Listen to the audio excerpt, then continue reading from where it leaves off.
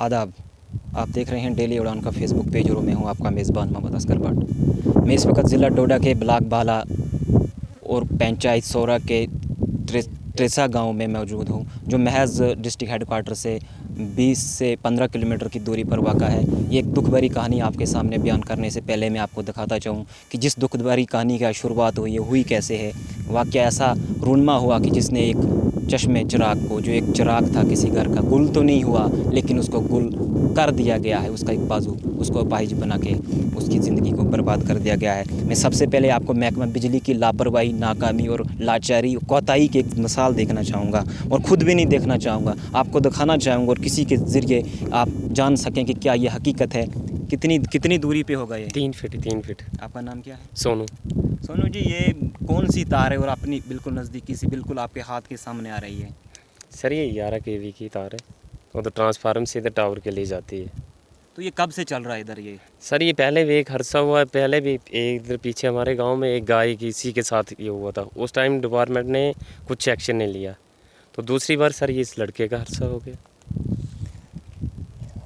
आंखों में आंसू आ जाते हैं जब ये कहानी आपके सामने बयान करते हैं। एक गरीब ख़ानदान की कहानी है। गरीब घर जिसको अपनी रोज़ी रोटी की कमाई, जो रोज़ी रोटी इसको शाम को पूरा करने के लिए सड़क पे काम करना पड़ता है। मेहनत मजदूरी करके जब शाम को अपने बच्चों को रोज़ी रोटी मिलती है, तब जाके गरीब वालिदैन को सुकून आता है। लेकिन वो लोग क्या समझें जो कुर्सियों पे बैठ के लाखों अरबों रुपए सरकार से हासिल करते हैं, लेकिन उसके एवज़ जो हमें सर्विस दी जाती है वो 1.5 से 2 फुट के ऊंचाई पे हमें ये बिजली की तरसीली लाइन दी जाती है। वो तरसीली लाइन नहीं है जो हमारे घरों की तरफ आती है। वो अगर हमें पकड़ भी ले तो हम उससे बच सकते हैं, लेकिन ये वो लाइन है जिसके नज़दीक अगर आप गए, आपको या मौत देगी या आपको अपाहिज करके छोड़ देगी। लेकिन एक नौजवान, एक मासूम बच्चे को उसको मौत से तो बचा दिया, बिजली ने भी रहम किया, लेकिन महकमा की बेरहमी की वजह से इनको अपनी ज़िंदगी बर्बाद करनी पड़ी। बर्बाद हो गई है, मैं यूँ भी कहूँगा तो। लेकिन सबसे पहले इससे मैं जानना चाहूँगा, बच्चे का नाम क्या है? आपका नाम? संगम कुमार। संगम जी, आपने तो आपकी दुनिया का जो संगम जो मेला था महकमा बिजली ने तो लूट ही लिया है।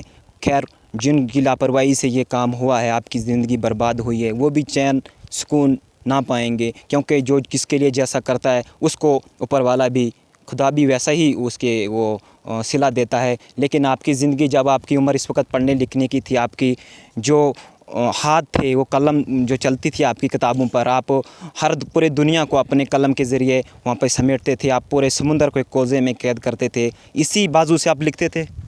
हाँ। कैसे आपकी जालिमों ने आपकी बाजू काट ली? रोए मत, आपकी ज़िंदगी, आपके साथ जो होना था वो हो गया। हम आपकी बाजू भी नहीं दे सकते, मगर जो बताएं कि कैसे कितनी दूरी पे, आपकी हाइट तो 3 फीट भी नहीं है, कैसे आपको ये हुआ था? उसने मुझे खींच के लिया था। हम ज़्यादा पूछना भी नहीं चाहेंगे, ये आंसू हर किसी को रुला देंगे। पत्थर दिल भी मोम हो जाता है जब एक मासूम के आंखों से आंसू टपकते हैं। खुशी के बजाय जब आंसू आते हैं तो एक गरीब का दिल सीना फट जाता है।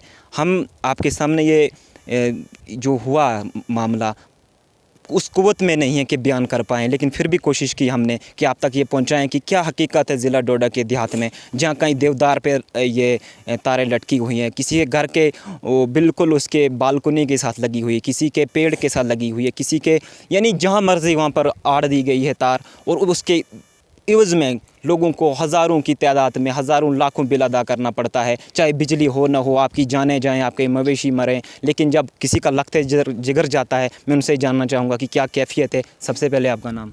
अनिल कुमार सर। अनिल कुमार, ये दुख भरा, ये बदकिस्मत वाक़ा कब रूनमा हुआ? ये सर 10 दिन को हुआ, मार्च में। हम यहाँ भेड़ों के साथ आए, तो ये भी साथ में ही था मेरे यहाँ पे। तो इसको मैंने बोला कि जब भेड़ें निकालो वहाँ से जाके, ये जैसे ही सर यहाँ पे पहुँचा तो इसको बिजली ने खींच लिया। तो इसे खींच के इसको नीचे गिर गया। तो मैं गया वहाँ पे, मैंने उसको उठा के लाया वहाँ से। तो मैं घर में पहुँचा जब, तो घर में देखा इसकी एक बाजू शॉर्ट हुआ थी, पूरा जिसमें शॉर्ट था। तो यहाँ से मैंने इसको उठा के ले गया डोडा। तो डोडा से सर उन्होंने रेफ़र कर दिया जम्मू के लिए। तो जम्मू में सर डॉक्टर ने बोल दिया इसकी बाजू। आपका पेशा क्या करते हैं? क्या आप मजदूरी करता हूँ सर। तो लॉकडाउन रहा पूरे 2 महीने, तो कैसे आपने इसकी कफ़ालत की? यहाँ से जम्मू कैसे पहुँचा है जबकि सब कुछ लॉकडाउन है? कहाँ से आपने इसका इंतज़ाम किया? कोई किसी ने हेल्प की या कुछ अपनी जो जमा पूंजी आपकी थी वो खर्च कर दी? नहीं, अपने ही पैसे सर। कुछ मेरे रिश्तेदार थे, उन्होंने मेरी हेल्प की, उन्होंने पैसा दिया। कुछ अपने पास थे थोड़े बहुत, उसके साथ सर इलाज किया। तो डॉक्टरों ने मज़ीद क्या कहा कि बच्चे अब इसको कोई फ़िक्र करने की ज़रूरत नहीं, या और भी कोई ख़तरा इसको मज़ीद, इसके अलावा भी कोई जिस्म पे चोटें आई हैं? जिस्म पे चोटें आई हैं सर, इसकी दूसरी टांग है जो साइड वाली टांग है ये पूरी जल गई है, ये सिर है सर, ये बाजू ये पूरा जल गया है। तो अंदर से भी सर इसको डॉक्टर ने बोला इन्फेक्शन पड़ी हुई है, लेकिन उसका ट्रीटमेंट करके वो हो गया है।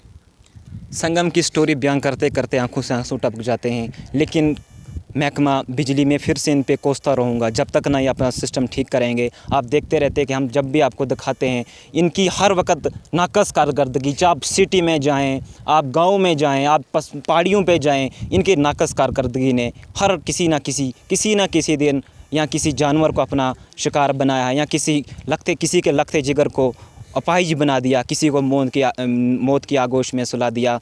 लेकिन ये एक बहुत बड़ा सानिया है जिसकी भरपाई महकमा तो कंपनसेशन के ज़रिए कर सकता है, लेकिन जब इसके वालिदैन संगम के बुज़ुर्ग हो जाएंगे, जब इनकी कफ़ालत की ज़िम्मेदारी इस संगम पे आनी थी, उस वक़्त ये क्या करेगा, अपनी ज़िंदगी को कैसे जारी रख पाएगा। इन्होंने सरकार से ये डिमांड किया, आप कैमरा जब इन्होंने बताया कि इसके लिए, इसके फ्यूचर के लिए, इसके मुस्तकबिल के लिए कम से कम कुछ ना कुछ मुस्तहकम इंतज़ामात की जाए, और उन लापरवाह मुलाज़मिन जिनकी ड्यूटी यहाँ पर इस इलाका में तैनात है उनके ख़िलाफ़ कानून के तहत कार्रवाई करके हो सके तो उनको बर्खास्त भी किया जाए, ताकि आइंदा आने वाले मुलाज़मिन जो इस महकमा में होते हैं वो ऐसी लापरवाही ना करें, और ऐसी उनकी लापरवाही की वजह से किसी का लगते जिगर अपाहिज ना हो, किसी का बेटा जवान ज़ाया ना हो, किसी की माल मवेशी मरे ना। आप देखते रहिए डेली उड़ान।